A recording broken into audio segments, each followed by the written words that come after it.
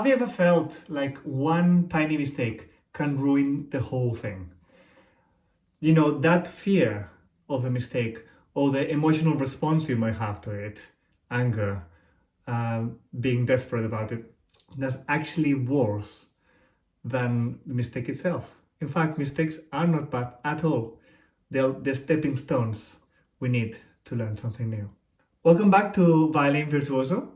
Today we're going to be exploring 3 fun practice games that are going to help you to turn mistakes into your superpower.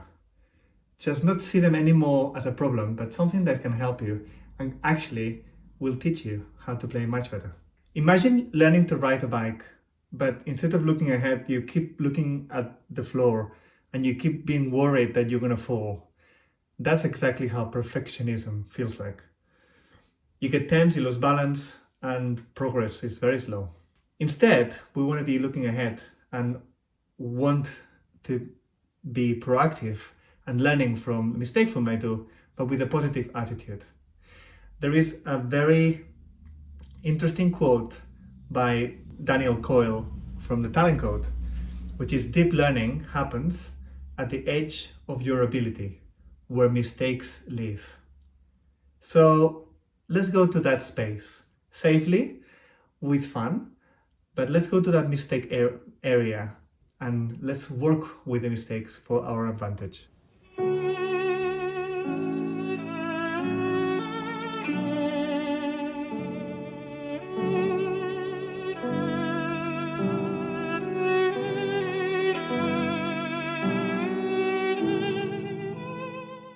If you want to become like the great masters of the violin, this is what you need to do.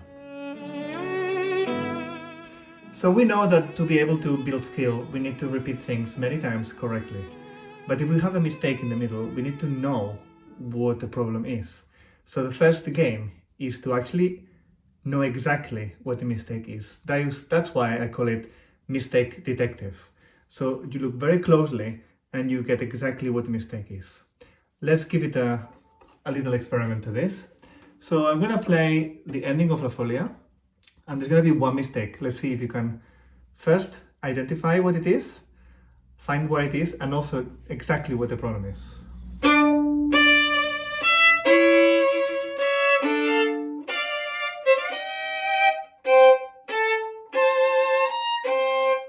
Did you find it? Yes, I think it was pretty obvious. Now, what is the actual problem?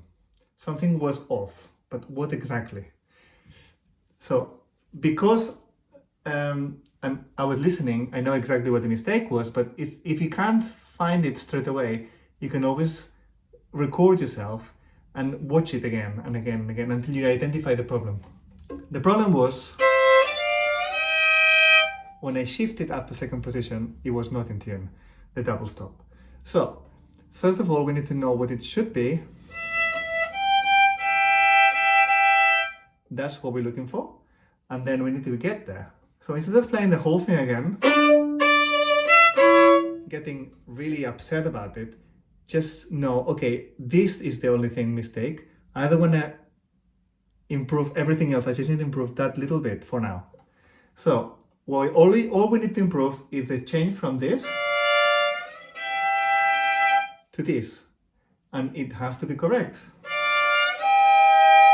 Not correct. What's the problem? Okay, I didn't move the 3 high enough. That was better. Important. Make sure that you know when it's getting better. Oh, not good. That was a good one. What did I do different? What did my fingers do differently? That's what a detective does. It goes through all the possibles and then see, okay, which one is not working? Why is it not working? How can I improve it? And it's not about correcting it.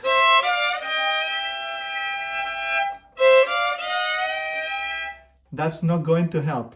You're just getting better at correcting. We want to make sure that we get it right straight away. So we're going to practice just getting it right. We might need to slow down. We might need to really understand what the problem is and move accordingly. So now building up after mistake detective, we are going to find how to get it better. Of course, we need to do a lot of repetitions. I've got other videos on games for different repetitions, which I'm going to link wherever the link goes. And just make sure that you watch those, because there are lots of fun games that you can do. You can make your own ones. But one thing that really is going to change the way that we practice is slowing down. I know you probably heard it before, it's nothing new, but I'm gonna say it enough. Remember, I always say practice slowly, and the reason that I say practice slowly is that there's a rule. If you learn something slowly, you forget it slowly. In other words, you don't forget it very quickly. If you learn something very quickly, you forget it immediately also, because the brain has to have time to absorb. So the slower we do it, the better it is. If you try to keep doing it fast, you're not gonna get better at it, because you need to teach your muscles, your nerves, your brain what the correct movement is, and you're not able to do that unless you do it really slowly. There's too many variables to control.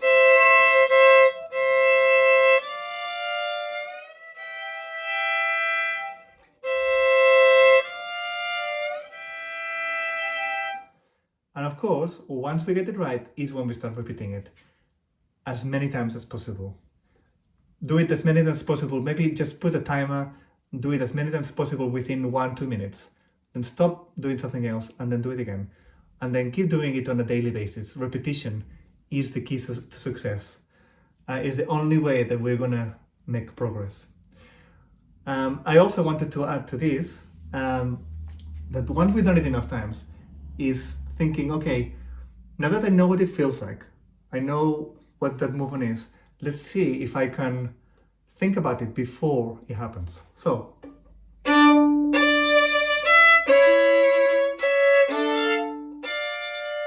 okay, what was the feeling? Right, let's do it again.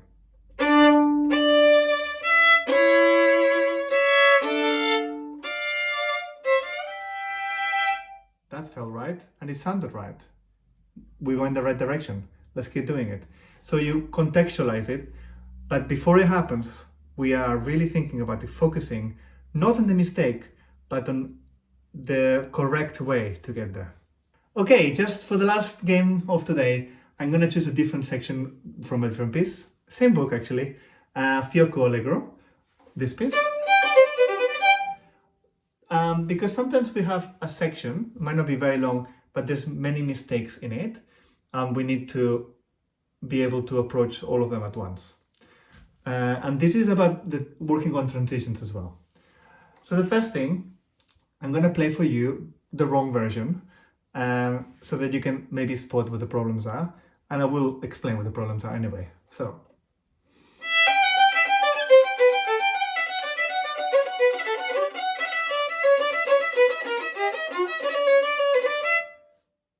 Obviously, it wasn't great, but what is the problem? There were 3 problems here. Obviously, I made the 3 problems happen, but this is something that happens a lot with my students, and it's important that you understand it. So, I did this originally, that's the wrong finger. We need to use a different finger to get that C sharp.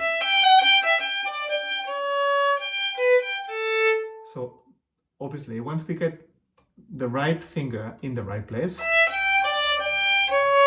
we work on it, we repeat it, it's done. Second problem was I forgot to shift.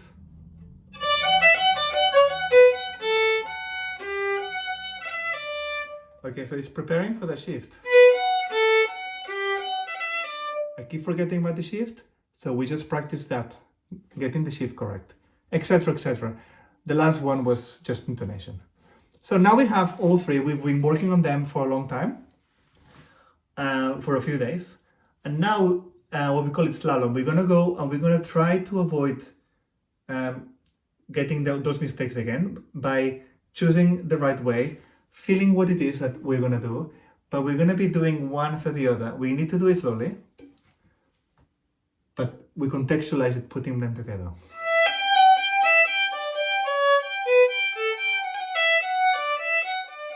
shift, intonation. We think in advance and we know which beat is coming. Again.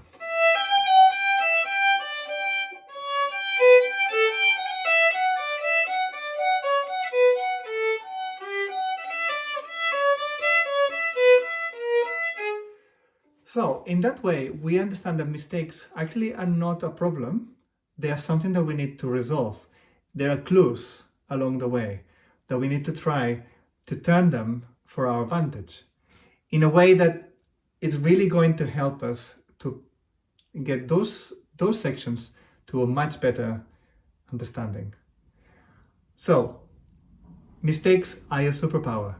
Don't react to them. Don't fear them. Don't feel anxious about it. They're just data for you to analyze. Once you get it, once you understand it, you can correct it. Once you correct it, how does it feel? Once you know how it feels to do it correctly, the next step is do it many times and focus on that feeling, focus on the understanding of how to do it correctly, because then that will bring progress and you're going to build so much more resilience and courage in your brain to keep going and to keep working on those mistakes. So, I hope this has been useful. I have other videos in this series. I hope if it's something technique like shifting or vibrato, you will find it here. And if there's anything else that you would like to work on, or you would like some ideas, or you would like more ideas to work on mistakes, let me know and I'll try to make another video soon. Thank you all very much. See you very soon.